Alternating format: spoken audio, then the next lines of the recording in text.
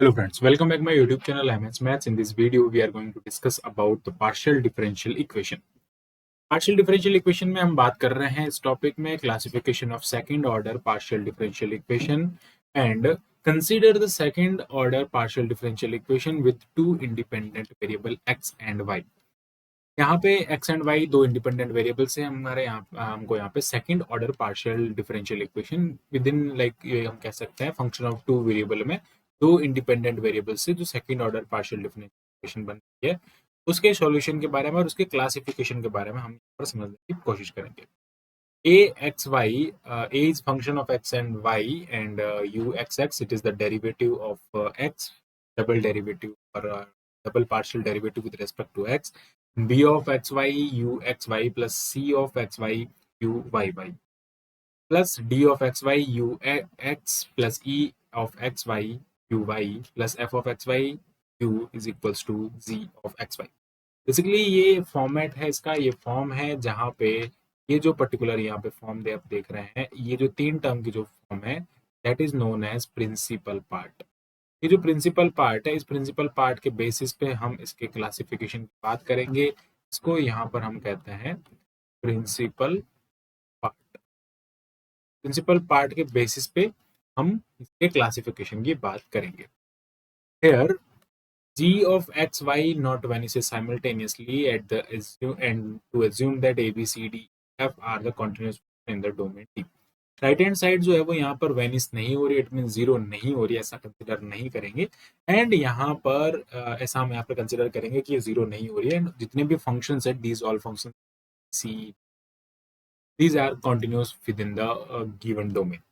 If the equation is classified as parabolic, hyperbolic and elliptical based on the principal part, तो जो principal part है उसके basis पे हम इसको बेसिकली तीन पार्ट में डिवाइड करने वाले. ये इक्वेशन या तो पैराबोलिक होगी या फिर हाइपरबोलिक होगी या फिर इलिप्टिकल होगी. तो बेसिकली यहाँ पर हम क्या करेंगे कि ये जो इक्वेशन यहाँ पर है कि जिसको हम यहाँ पर जिसको प्रिंसिपल पार्ट कहते हैं that is a of x, y u of x double derivative double partial derivative with respect to x, b of x, y u of partial derivative with respect to x and y plus c of x, y and partial derivative of u with respect to y that is double derivative.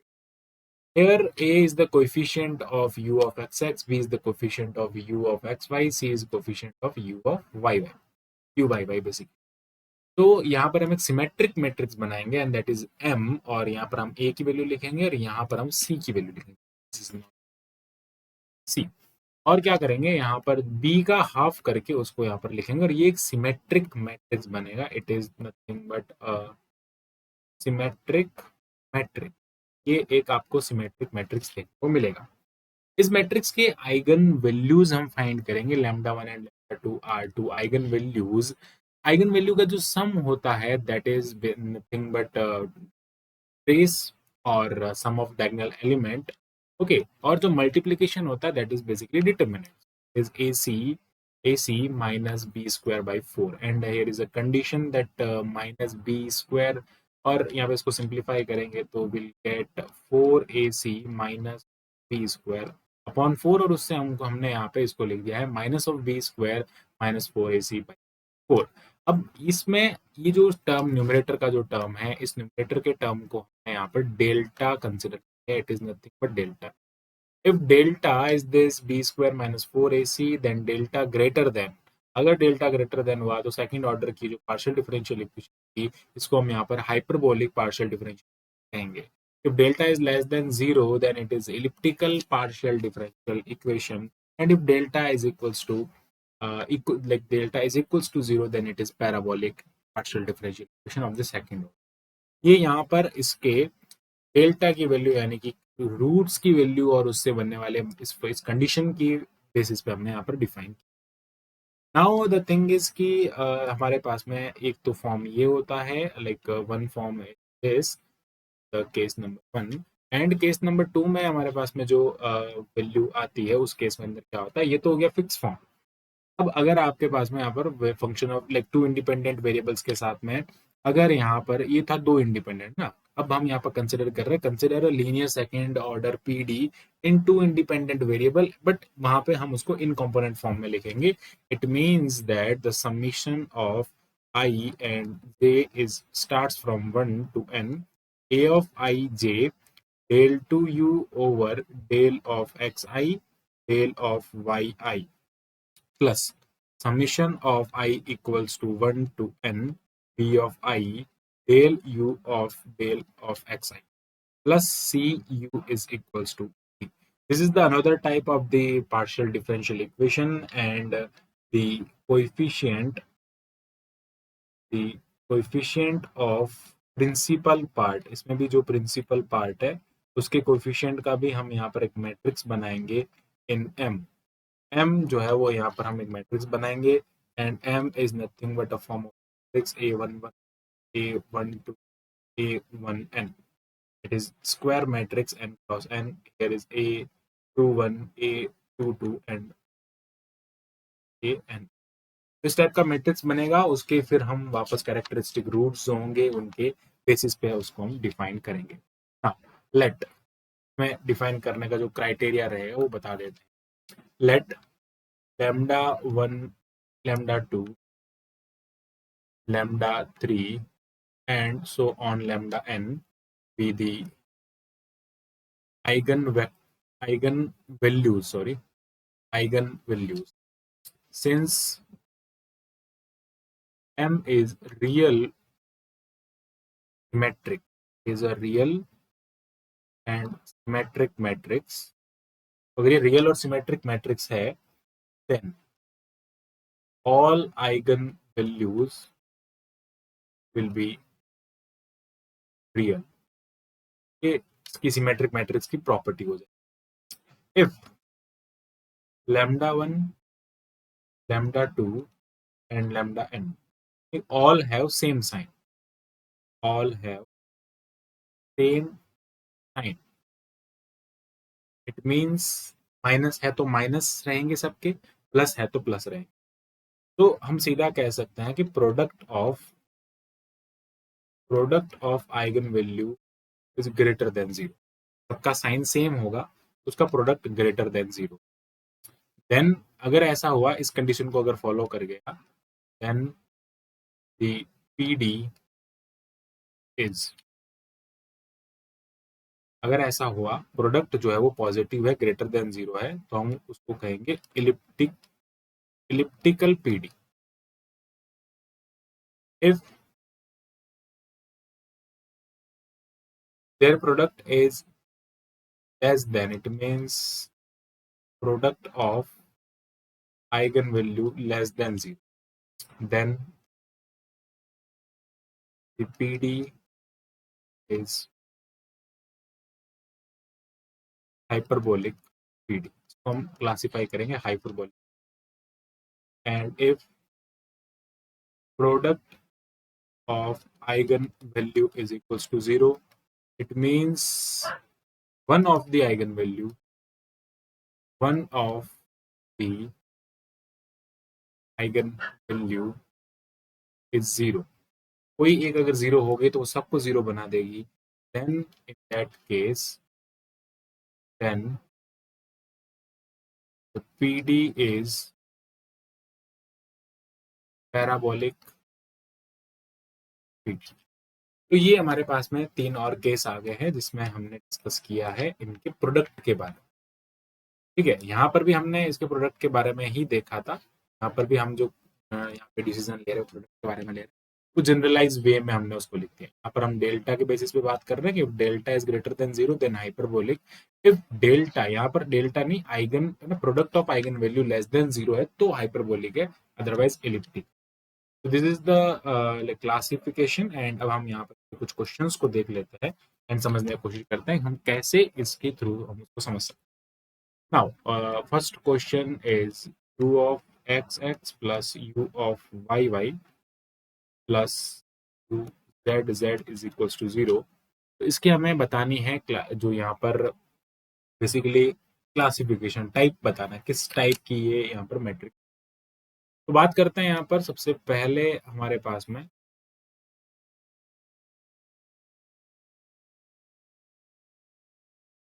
तो हम यहाँ पर सबसे पहले क्या करेंगे, इसका matrix बनाएंगे। मैट्रिक्स कैसा बनेगा, देखो मैट्रिक्स यहाँ पर मैट्रिक्स बनेगा। मैट्रिक्स जो होता है वो ए जितने भी है ना, like partial derivative with respect to x, twice partial derivative with respect to x, twice with respect to y and z, उनको हम डायगोनल में लिखेंगे। और यहाँ पर सबके कोएफिशिएंट जो है वो कितने हैं, 1 है। तो ये यहाँ 1 आ जाएगा, 1 एंड 1। There is no other term other than these double partial derivative. तो यहाँ पर क्या हो जाएगा, 0 0 आ जाएंगे। बेसिकली यहाँ पर वैसे क्या होता है, b/2 आता है, ठीक है। और जो फंक्शंस होते हैं उनका हाफ आता है, लेकिन यहाँ पर नहीं, तो सिमेट्रिक में।